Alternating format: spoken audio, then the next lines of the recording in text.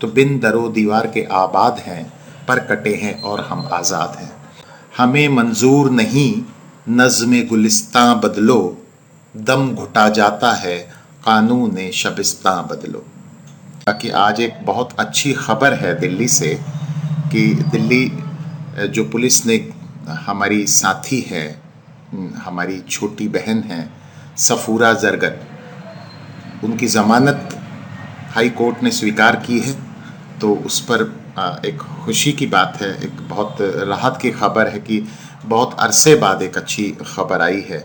अभी देखिए कफ़ील साहब, डॉक्टर कफ़ील को भी ज़मानत पर छूटना है। अभी 11 लोग जो अर्बन नक्सल के रूप में हमारी जेलों में बंद हैं हमारे देश में, उन पर कोई अभी ट्रायल भी शुरू नहीं हुआ है, अभी उनका चार्जशीट भी नहीं है। तो ऐसे में उनकी ज़मानत होनी चाहिए। वो बहुत, उसमें से बहुत लोग बीमार भी हैं और बरबर राव बहुत बीमार हैं, वृद्ध हैं, सोमा मैम हैं, सुधा भारद्वाज हैं, तो अनिल तेनतुंबड़े हैं, गौतम नवलखा हैं, ये सब लोग बहुत उम्र दराज लोग हैं।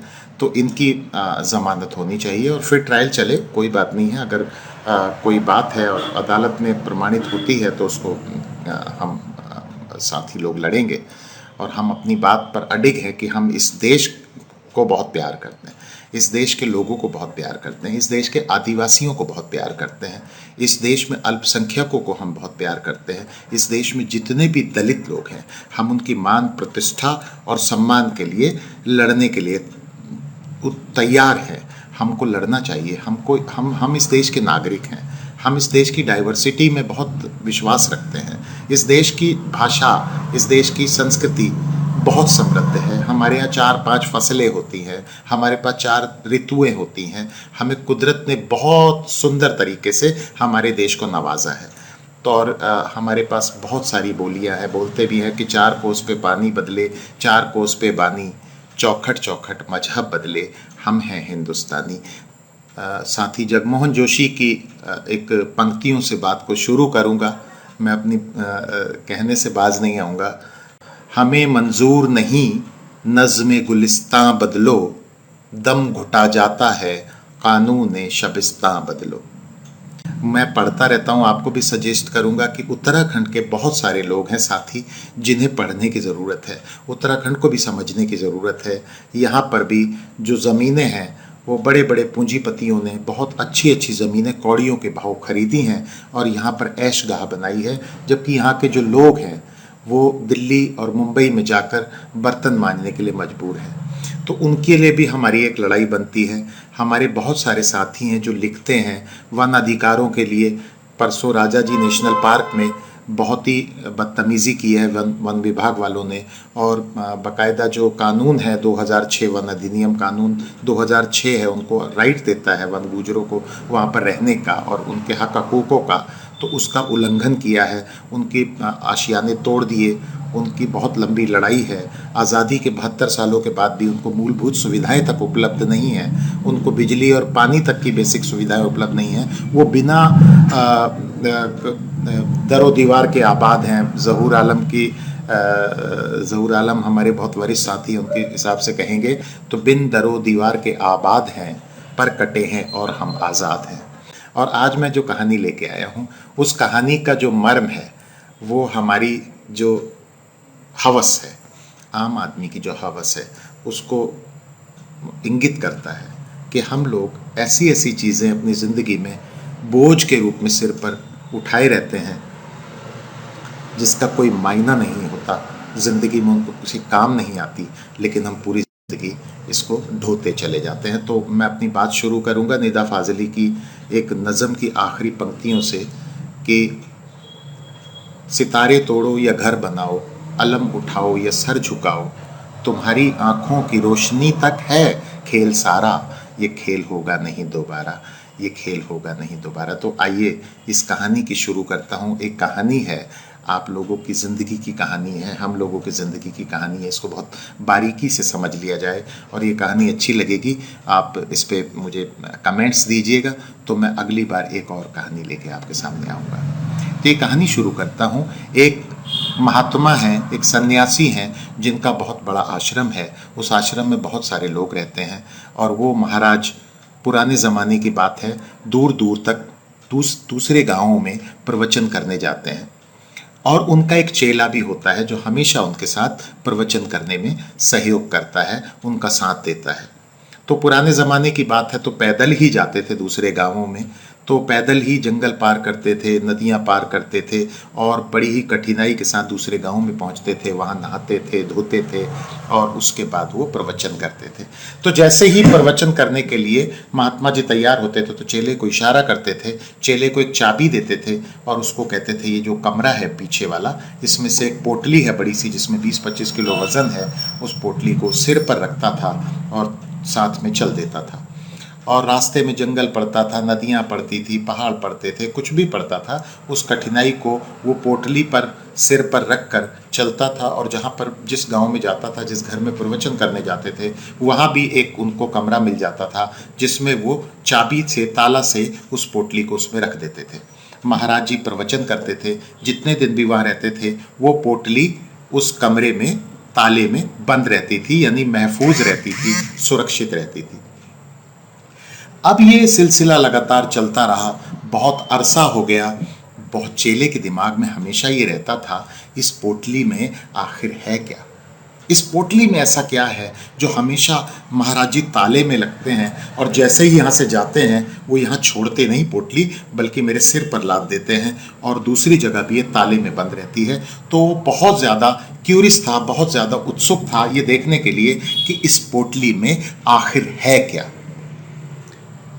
एक दिन ऐसे ही दूसरे गांव से निमंत्रण आया कि महाराज जी आपको हमारे गांव में प्रवचन करने आना है। गांव बेहद दूर था, पूरे दिन का रास्ता था। सुबह सुबह भोर होते ही स्वामी जी ने चाबी दी, उसने पोटली अपने सिर पर रखी और चल दिए। लंबा रास्ता था, गर्मी के दिन थे, दिन में धूप, सूरज सिर पर था, तो ऐसे में प्यास भी लगी, भोजन भी करना था। तो महाराज जी ने कहा कि कहीं देख बेटा, कहीं पर अगर पानी मिले और छाँव मिले तो हम कुछ खाना खा लें, पानी भी पी लें। तो एक कुआं था, उसके नज़दीक एक बहुत घना छाएदार पेड़ था, तो महाराज जी उसके नीचे बैठ गए। दोनों ने, चेले और गुरु ने, खाना भी खाया, कुएं से पानी भी निकाल के पिया। अब महाराज जी को थोड़ी सुस्ती आ गई, इतनी गर्मी थी, तो महाराज जी ने कहा थोड़ा सा मैं आराम कर लूँ, लेट जाऊँ, और छाया भी हो रही है, इतनी गर्म है तो कुछ दिन सो जाते। तो महाराज जी सो गए। चेले को मौका मिला, उसको उतनी उत्सुकता थी कि इस पोटली में आखिर है क्या, महाराज जी सो रहे हैं, मैं देख लूं। उसने पोटली को खोला तो आश्चर्य से उसकी आंखें फटी रह गईं। देखा तो उसमें सोने की ईंटें पड़ी हुई थी। अब शिष्य ने बहुत भौचक्का होकर देखा, सोचा, आखिरकार उसने आनंद फानंद में वो सारी ईंटें लेके कुएं में डाल दी, पानी के कुएं में फेंक दी और आसपास से उतने ही वजन के कंकड़, पत्थर और ईंटें उठाकर पोटली बांधकर वहां बैठ गया। कुछ देर बाद स्वामी जी की नींद खुली। उन्होंने देखा कि थोड़ा मौसम सही हो गया है, कहने लगे बेटा चलें। तो पोटली दोबारा से उसके साथ गई और वो प्रवचन, और ये सिलसिला पूरी जिंदगी चलता रहा। स्वामी जी बूढ़े हो गए, अब उन्हें लगा कि मेरी मृत्यु नजदीक है, तो उन्होंने सभी को, आश्रम से जितने भी कारिंदे थे उनको बुलाया। उनको कहा बेटा देखो अब मेरा अंत समय नज़दीक आ गया है, तो इस आश्रम की जिम्मेवारियां मुझे सबको दोबारा से सौंपनी हैं, समझानी हैं। तो जो भी जैसा भी कर रहा है, अब वो ये जो मेरा शिष्य है, इसने मेरी बहुत सेवा की है, ये हमेशा मेरी पोटली भी ले जाता रहा और सारे काम ये मेरे करता रहा। आज के बाद आश्रम के सारे जितने भी अधिकार हैं इसको सौंपे जाते हैं। आज से यही आश्रम चलाएगा, क्योंकि मैंने इस जिंदगी से चले जाना है, तो आज के बाद आश्रम के सारे अधिकार इसी के पास हैं। तो बेटा मैं तुम्हें सारे चीज़ें भी समझा देता हूँ, लो ये चाबी लो और वो पोटली भी निकाल लाओ, उसके बारे में भी मुझे तुम्हें समझाना है। शिष्य फटाफट गया और वो पोटली चाबी से निकाल लाया। उन्होंने कहा खोलो इसे। जैसे ही पोटली खुली, उसमें कंकड़ पत्थर थे, ईंटें थे, साधारण पत्थर, और वो देखकर स्वामी जी का दंग रह गए, चौंक गए, कहने लगे बेटे हम तो लुट गए, ये कैसे हुआ? अरे इसमें तो सोने की ईंटें थी। तो शिष्य ने बोला कि महाराज जी जब वो उस दिन हम गए थे ना, जब हम आप सो गए थे ऐसे करके, तो मैंने जो है वो खोल लिया था इसको, पोटली को, और मुझे कुछ समझ में नहीं आया, तो मैंने सारी ईंटें जो हैं वहाँ पर पड़े कुएं में डाल दी थी। अरे उसने कहा बेवकूफ़ गधे, वो सोने की ईंटें थी, वो पुरखों की हमारी संपत्ति थी, जायदाद, वो 3 4 10 पीढ़ियों से हमारा माल था, वो तूने पानी में कुएं में फेंक दिया, पागल, संपत्ति थी। शिष्य ने कहा महाराज मैं ज़्यादा तो नहीं जानता, बस इतना जानता हूँ वो एक बोझ था, और बोझ ये भी है, और अब ये बोझ मेरा कोई शिष्य नहीं उठाएगा, क्योंकि अब ये पोल खुल गई है कि इसमें एक ऐसी वस्तु पड़ी है जिसका कोई मोल नहीं है। ये मिट्टी है, ये पत्थर हैं, ये अगर सोना भी होता तो भी सिर पर ही तो ढोना था, किसी को भी ढोना था, मेरा शिष्य भी ढोता, उसका शिष्य भी ढोता, आज से 10 पीढ़ियों से ढोया चला जा रहा। ये अब परंपरा आज के बाद ये ख़त्म होती है। मैं समझता हूँ गुरुजी कि वो बोझ था इसलिए फेंक दिया गया, अब ये बोझ कोई नहीं उठाएगा। तो इसीलिए ये ज़िंदगी की कहानी है, हम लोग सब इसी तरह के बोझ के तले दबे हुए हैं, और वो बोझ उठाकर सिर पर चल रहे हैं। वही बोझ हम अपने पुत्र को दे देते हैं, वो अपने पुत्र को दे देता है। यही सारा बोझ सांस्कृतिक बोझ भी है, यही सारा बोझ भाषाओं का बोझ भी है, यही सारा बोझ धर्म का बोझ भी है, यही सारा बोझ संपत्ति का बोझ भी है, जिसको हम किसी काम में नहीं लाते। हम जिसको काम में लाते हैं वही बोझ हमको बोझ नहीं लगता, बल्कि वो इस्तेमाल होने वाली चीज़ होती है। तो इसी के साथ आज की मेरी ये कहानी यहीं ख़त्म होती है। दुनिया के जितने भी मजदूर हैं, वो चाहे किसी भी देश में हैं, दुनिया में जितने मजबूर लोग हैं, वो चाहे किसी भी देश में हैं, ये सरहदें हमने आपने बनाई हैं। और वो बहुत धूल का फूल एक फिल्म थी, उसमें बेहद बहुत बढ़िया शैलेंद्र का लिखा गीत है कि तू हिंदू बनेगा ना मुसलमान बनेगा, इंसान की औलाद है इंसान बनेगा, मालिक ने तो हमें बख्शी थी बस एक ही धरती, हमने कहीं भारत कहीं ईरान बनाया। तो इसलिए मैं आपसे कहूँगा, गुजारिश करूँगा कि हमारी इस मुहिम में आप भी शामिल हैं, हम भी शामिल हैं। हम इस दुनिया के इंसान हैं, इस इंसान के रूप में हमने इसमें जन्म लिया है। तो आज हम ये लगातार इस लड़ाई को, इस संघर्ष को आगे बढ़ाएं, और इस दुनिया में जब हम मरें तो हम थोड़ा सा कुछ बेहतर इस दुनिया को कर जाएं।